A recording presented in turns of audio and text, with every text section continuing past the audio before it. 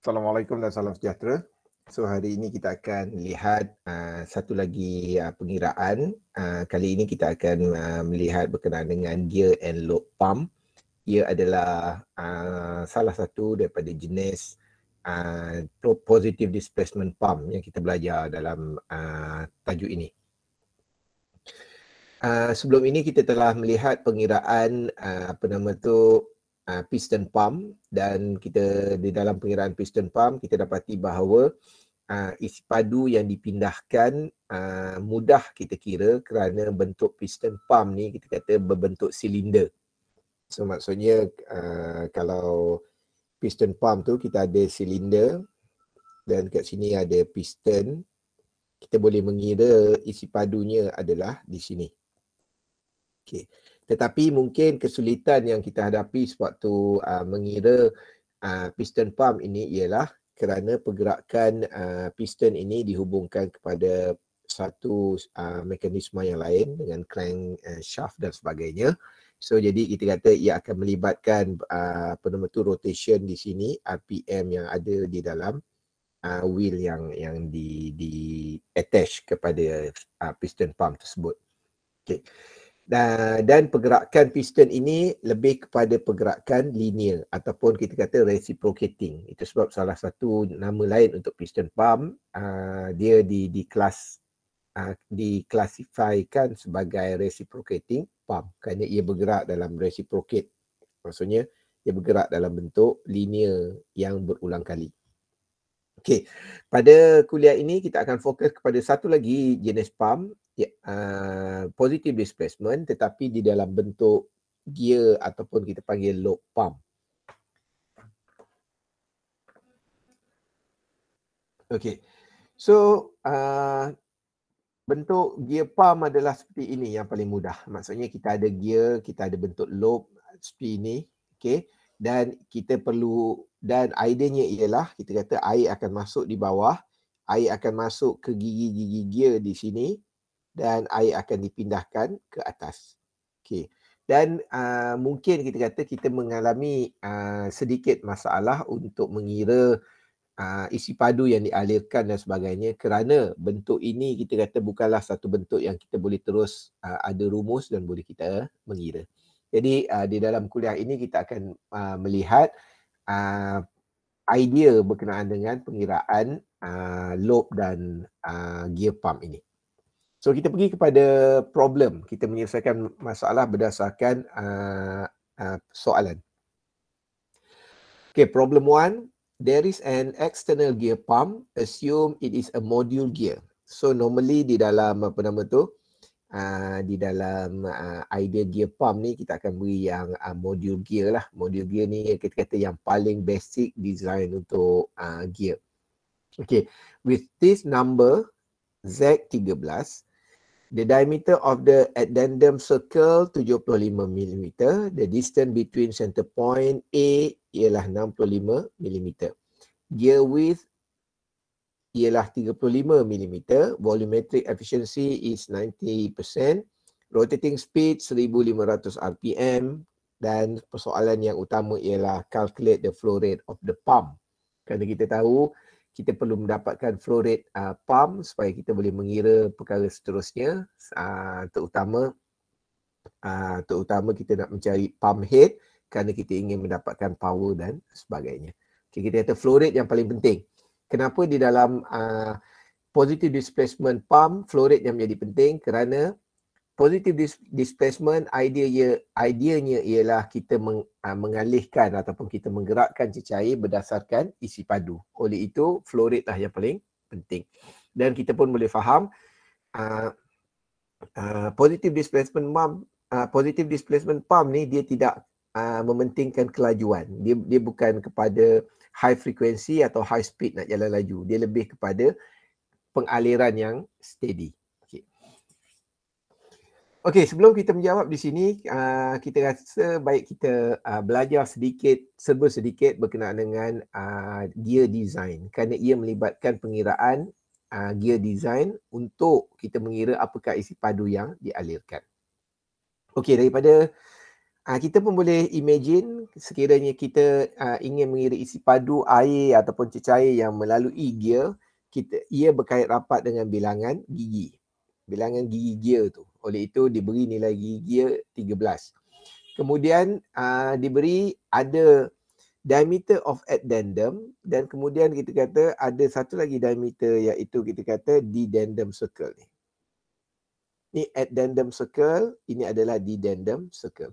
So sekiranya saya rasa pelajar belajar perkara ini di dalam tajuk design ketika melukis gear dan sebagainya.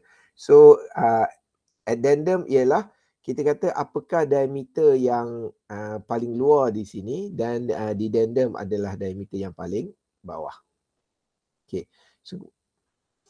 So kemudian kita kata center point A, lagi satu, the distance between center point A ialah 65 mm. So center point ini adalah kita kata daripada titik tengah ini ke titik tengah yang satu lagi, diameter yang satu lagi. Okey. Okey, so yang ini kita kata antara yang lain untuk memahamkan apa yang dikatakan dedendum dan apa yang dikatakan addendum. Okey, dan apakah yang ini ada ni clearance sedikit akan ada supaya kita tak nak gigi touching antara satu sama lain. Okey, yang ini saya harapkan pelajar boleh search sedikit di dalam internet, banyak diceritakan tentang perkara ini. Okey, ni satu lagi antara yang keterangan berkenaan dengan addendum dan dedendum. The gear tooth must project both below and above the rolling cycle surface, pitch cycle, and the evolute only exists outside the base circle. The amount of tooth that stick out above the pitch circle is the addendum A, and the amount that goes below is the dedendum circle. So ini selalunya yang circular pitch ni membawa maksud touching di antara kedua-dua gigi. Maknanya kat sini ada gigi, dia touch, so di sini. So kat bawah ni adalah dedendum, atas ni adalah addendum. Okey, ini adalah mekanisme bagaimana gear pump berfungsi. So maknanya kita boleh melihat di sini, okey. So vacuum create here as taste unmatched oil enters from reservoir. So ni katakan ia masuk di sini dan ini berpusing ke sana. Ini pun berpusing ke sana. Okay. So air minyak atau cecair akan masuk di sini and oil is carried around housing in chambers formed between taste housing and side plate. So maksudnya minyak cecair akan duduk di antara di ini dan dialirkan ke atas. So and then nombor 3, and force out of pressure pot as taste go back into mesh. So bila kat sini dia berpusing, minyak di sini, so bila dia berpusing, so, seolah-olah dalam bahasa yang mudah, seolah-olah kita push dia untuk keluar di sini dan akhirnya outlet nombor 4, outlet pressure against this cause heavy side loading on shaft as indicated by the arrow. So itu adalah cara pergerakan ataupun cara cecair dipindahkan daripada satu tempat ke satu tempat dengan pergerakan gigi gear.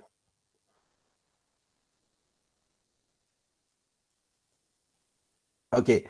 So sekarang ni kita kata kita ringkas sahaja, kita akan melihat dimension utama dan rumus yang kita boleh gunakan untuk mengira isi padu di dalam gear pump.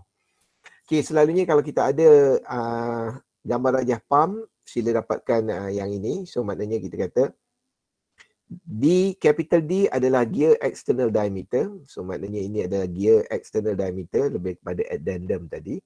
Small d ialah gear root diameter. So ini small d. So maksudnya diarak daripada diameter of the dedendum actually. Okay, yang ini. And W is bore width. So ni kita kata jarak antara kedua ini. C adalah center distance. So ni center between two distance. And GW adalah gear width. So ini adalah lebar. Kenapa lebar penting? Kita kena faham bahawa Q adalah kadar alih. So unit dia adalah meter padu per second. Jadi maksudnya kita perlu darab dengan nilai lebar, width, supaya kita boleh mencari isi padu. So kalau kita ada awak pun boleh imagine kita ada kotak. Kalau kita darabkan Y dengan X sahaja, kita baru dapat luas. Kita kena darabkan dengan lebar baru kita boleh dapat isi padu.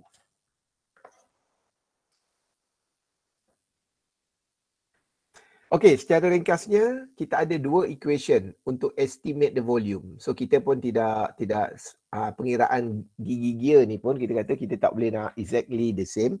Tetapi kebelakangan ini, maksudnya apabila sistem CAD dan sebagainya boleh dibangunkan dengan sempurna, kita boleh mengira nilai isi padu dengan lebih tepat kerana melalui AutoCAD ataupun SolidWorks kita boleh mengetahui nilai isi padu sebenar kawasan yang terhasil. Dan kemudian sekiranya kita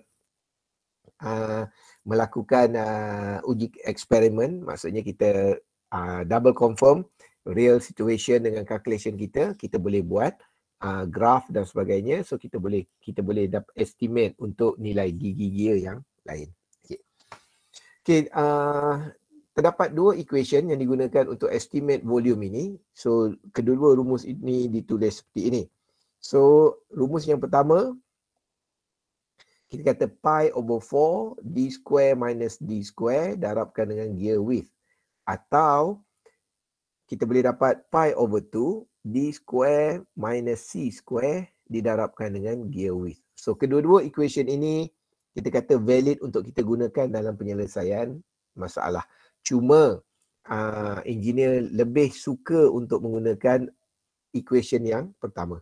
Kerana equation yang pertama dilihat mengira dengan lebih tepat lagi kerana kita menggunakan idea small diameter large diameter minus small diameter. Kerana kita tolak memang diameter addendum dan dedendum. Okey. So kemudian kita cuba melihatkan ini adalah addendum circle diameter ialah 75 mm. Ini telah diberi dalam soalan. Okay, number of teeth adalah 13 dan kita kata in gear pump both gear are the same. Yang ni saya harap awak dapat faham. Di dalam gear pump selalunya kedua-dua gear sebelah kanan dan sebelah kiri adalah gear yang sama. Oleh itu kita kata center distance between two gear is equal to pitch circle, iaitu sama dengan 65 mm.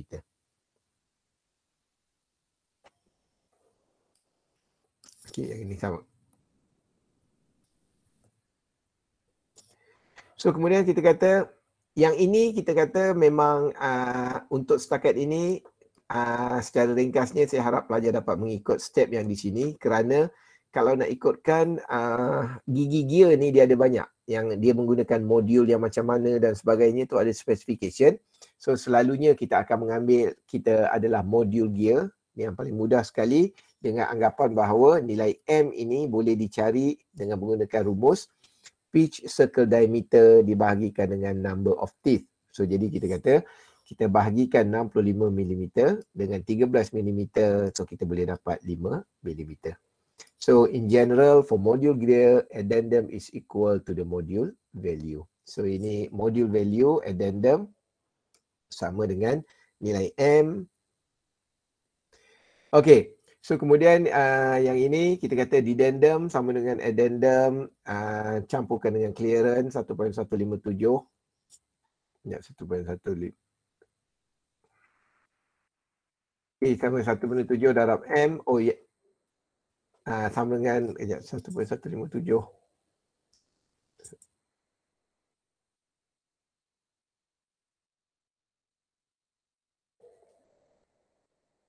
Ini saya rasa dia punya fixed numbers kot. Sekejap. So dedendum adalah addendum campur clearance sama dengan 1.157 didarabkan dengan M. Okey, yang ini rumus dia saya rasa. Dia ada table. Nanti saya ni. Tapi insya-Allah perkiraan ini betul. Jadi dia adalah 1.157 darab M. So kita ada 5.785. Kemudian kita mencari total depth. So kita campurkan addendum campur dedendum. So akhirnya kita dapat 10.785 mm. So kemudian kita boleh mencari diameter of dedendum circle, iaitu kita boleh mencari sama juga dengan DO minus 2 total depth, 75 tolak 2 darab 10, so kita ada 53.43 mm. Okay, so kalau katakan kita menggunakan first equation, so kita telah mencari nilai outer diameter dan juga circle diameter yang ini. So kita kata volume pi per 4 d square over d square darab gear width. Kita masukkan nilai semua sekali, kita boleh dapat dia sekitar 1.904 liter per second. So kemudian diberitahu bahawa volumetric efficiency ialah 90%. Oleh itu kita boleh mencari actual velocity, actual flow rate adalah 1.904 darab 0.9 sama juga 1.7136 liter per second. So ini adalah pengiraan dengan menggunakan equation yang pertama. Dan sekiranya kita menggunakan pengiraan untuk equation yang kedua, kita masukkan nilai diameter dan nilai A, maknanya pitch diameter yang tengah-tengah. So kita ada 75/2 dengan 65/2 mm. So kita boleh mendapat flow rate sebanyak 1.924 dan kita darabkan dengan efficiency 0.9, so dia jadi 1.7316 liter per second. So kalau kita comparekan nilai tidaklah terlalu banyak. Jadi sini adalah 1.71 dan di sini adalah 1.73 liter per second. So ini adalah pengiraan untuk gear pump. So memang untuk gear pump ni kita kata agak complicated kerana ia melibatkan design gigi gear yang kita kata sukar untuk kita dapatkan equation untuk pengiraan. Okay, tetapi at least kita kata di dalam subjek dalam kursus ini, pelajar diberi pendedahan bagaimana untuk mengira flow rate untuk gear pump. Tetapi yang paling mudah hari ini ialah kita boleh mengira area ataupun isi padu yang dihasilkan oleh gear sewaktu kita melukis design tersebut. Okay, itu adalah yang paling tepat untuk kita kira keseluruhan area isi padu yang terhasil sewaktu design gigi gear tersebut. Dan gigi gear juga, kalau katakan pelajar boleh surf buku teks, boleh tengok buku teks, boleh surf internet, kita dapati bahawa ada pelbagai trik ataupun hint untuk melukis gigi gear yang sesuai. Cuma di dalam soalan ini kita fokus kepada model gear kerana selalunya di dalam silibus pengajaran design dan sebagainya kita akan fokus kepada modul gear sahaja. Okay, so yang ini mungkin agak complicated. So, tapi yang paling utama ialah pelajar boleh nampak bagaimana gigi gear pump dikira flow rate yang melibatkan gear pump.